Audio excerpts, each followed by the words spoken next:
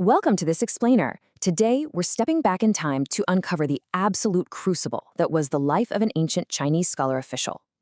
We usually picture these guys in beautifully manicured tranquil gardens, sipping wine and writing poetry, right? Well, today, we're going to completely shatter that image. We're diving headfirst into the stark, honestly punishing physical reality of the system that forged them. We're not just looking at what they achieved, we're going to really inhabit their world to feel the immense, visceral suffering they actually endured. And let me tell you, this quote right here just instantly shatters all of our modern assumptions about education being a guaranteed ticket to wealth. Listen to this observation from Qian Qiani, a brilliant Ming and Qing dynasty scholar. He said, "All know that the root to poverty is long study of Confucianism." Let that sink in. We are looking at a crushing economic reality. Families could literally bankrupt themselves funding this lifelong pursuit. We're talking about selling off precious heirlooms, selling off family land, all just to afford the travel, the lodging, and the materials needed for these exams. The stakes, they were absolutely astronomical. So to truly understand their world, we have to look at the massive administrative gauntlet that completely ruled their lives, the keju, or the imperial examination. This wasn't just a tough test, it was a fiercely competitive, multi-tiered evaluation process designed to recruit civil officials based entirely on their absolute mastery of Confucian classics. It was the only, and I mean the absolutely only, legitimate pathway to administrative power, upward mobility, and honestly, social survival. This was the glue linking state and society in ancient China for well over a millennium. Just look at this timeline. This staggering institution built its authority across a mind-blowing 1,300-year span. It kicked off way back in 581 CE, when the Sui dynasty established the system to essentially replace hereditary aristocrats with a true merit-based bureaucracy. Centuries roll by, and by 960 CE, the Song dynasty introduces these complex exposition essays. Move into 1368 CE, and the Ming dynasty formalizes the infamous eight-legged essay structure, which we'll definitely get into later. It wouldn't finally collapse until 1904 CE, during the twilight of the Qing dynasty. Think about that. For over 1,000 years, this single institution dictated the minds, the daily habits, and the entire social structure of a massive civilization. But the foundation of this colossal system, it started incredibly early, becoming this invisible, lifelong weight. Picture this. Before the age of 8, young boys were completely insulated from any physical labor. Instead, they were thrust into literally decades of grueling, relentless rote memorization. They had to flawlessly internalize massive foundational texts, things like the 1,000-character text, the 100 surnames, and the 3-character classic. Can you imagine a childhood where your entire family's financial and social future rests squarely on your tiny shoulders? While other kids are out playing, you're confined to a desk, memorizing thousands of complex characters completely by heart. Now, when they weren't actively memorizing in a village school, these young candidates were treated to the shufeng, their private study. This wasn't just any room. It was meticulously designed, often perfectly aligned with feng shui principles, to channel vital energy and foster absolute, unbroken concentration.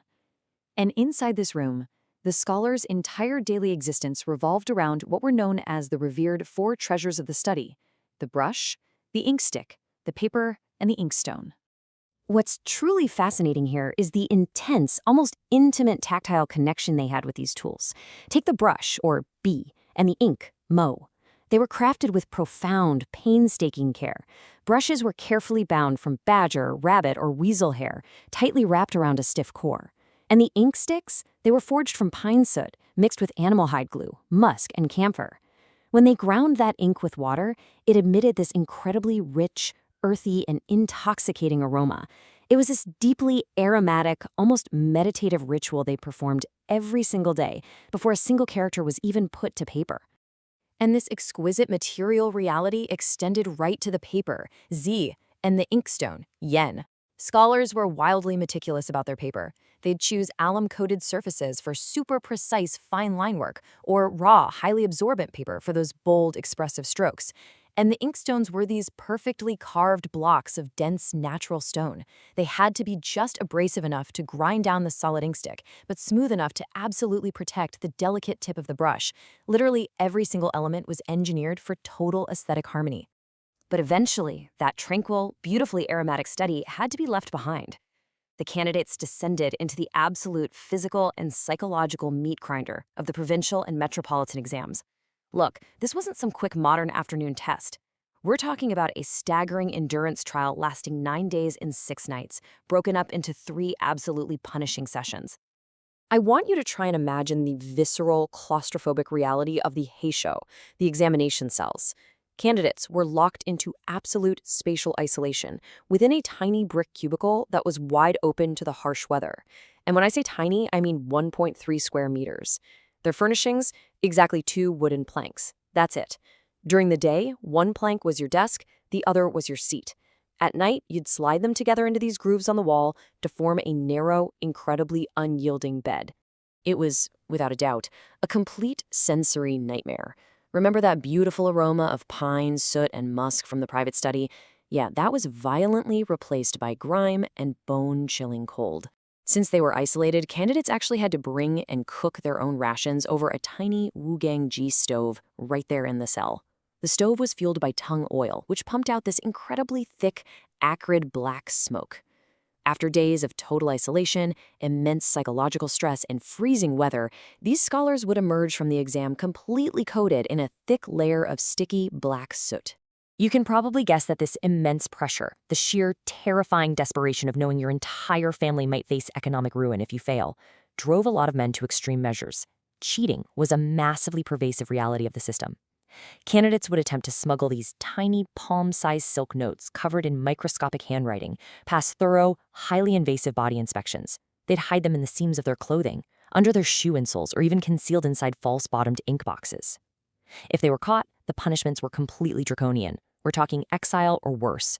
Yet the risk was so worth the reward that they tried it time and time again. And inside those cramped, smoky cells, the system constrained their minds just as severely as it did their bodies. Candidates were forced to master the guqin, famously known as the 8-legged essay. This was an incredibly rigid, formalized prose style used to assess their mastery of Confucian texts. It demanded perfect parallel prose, semantic symmetry, and a strict, unbending 8-part architectural structure. Now, while it certainly tested stamina and ideological conformity, it's been heavily criticized for prioritizing rigid, almost robotic formatting over any sort of analytical creativity or, actual practical administrative skill.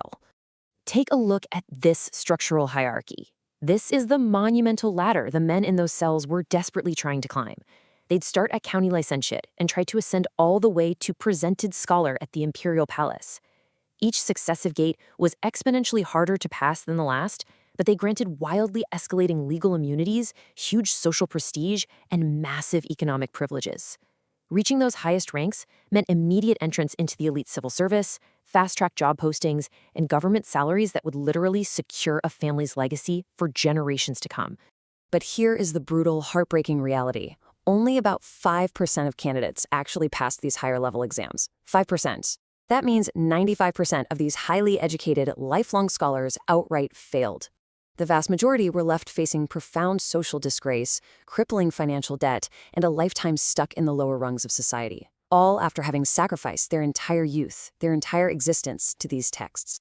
So this leaves us looking at a staggering historical dichotomy. On one side, we have this beautifully romanticized ideal of the successful scholar official. We picture a life of poetry, wine, wide-sleeved Alanshon robes, elegant social gatherings, and this harmonious philosophical blend of Confucianism, Taoism, and Buddhism. But on the other side, we have the cold, filthy, utterly exhausting reality required to actually get there. Soot-covered faces, physical confinement, punishing decades of memorization, and the ever-present terrifying threat of economic ruin. Ultimately, diving into this everyday reality forces us to confront a really profound historical question. Did this grueling 1,300-year system actually forge the world's greatest administrative meritocracy, one uniquely capable of governing a vast, complex empire through shared cultural values? Or did it tragically imprison the finest minds of an empire in a soot-covered cage, stifling innovation for the sheer sake of conformity? As we wrap up this explainer, we're really left having to challenge our own modern definitions of education, success, and the truly immense human cost required to build a civilization.